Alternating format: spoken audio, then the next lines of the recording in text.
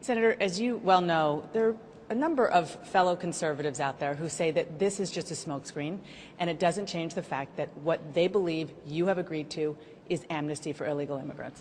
Well, first of all, anyone who's in this country illegally is going to have to undergo a background check. They're going to have to pay a substantial fine for having violated our laws. And in return for that, the only thing they get, different from what they have now, is they're going to have to start paying taxes.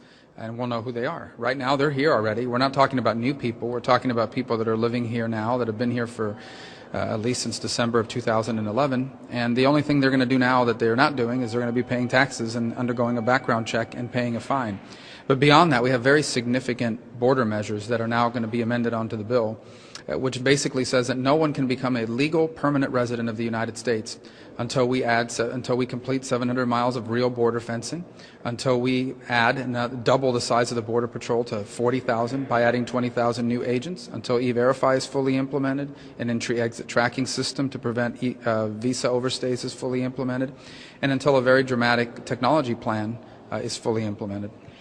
How many votes do you think that this ultimately is going to get you? Obviously, you probably know more than anybody. You've been working your fellow Republican colleagues. Well, I don't know the exact number, but I think it'll bring a substantial number of conservatives on board. Enough to get through the House, or even to get the House to take it up? Listen, the House is a whole other process. I'm not in a position to tell the House what to do. They're going to have their own product. They're going to have their own views, and we're going to wait for them to do their part of it, and we'll see where we go from there. Our job now is to get the strongest possible legislation and measures out of the Senate. You understand the politics of this probably better than anybody within the Republican Party. For someone like you from a diverse state with likely higher ambition politically, this is important. For somebody who is in a conservative, very red state, voting for something like immigration reform hurts them rather than helps them. How do you overcome that? Well, I understand why conservatives are upset. They've seen all these promises in the past that haven't been delivered. That's why we're saying that nobody can become a legal permanent resident of the United States unless these border measures pass, all 5 of them. And that's why we have to do it that way, because otherwise it won't happen. That's been the evidence in the past.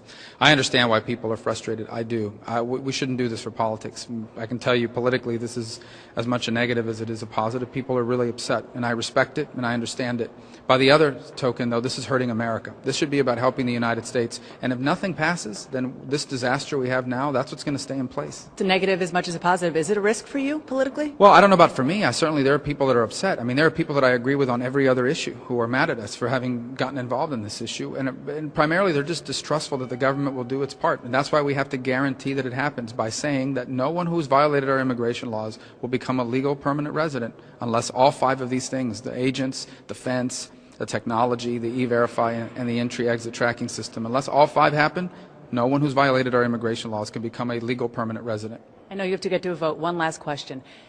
In all candor, how much of your personal credibility and viability is on the line here? I mean, nobody talks about this without talking about Marco Rubio in the same breath politically. Well, I honestly have not analyzed it that way.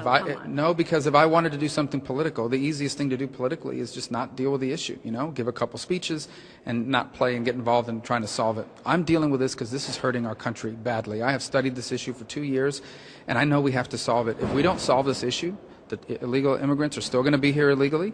People will continue to come in. People will continue to overstay their visas. And our broken legal immigration system will still stay in place. That's why I'm doing it.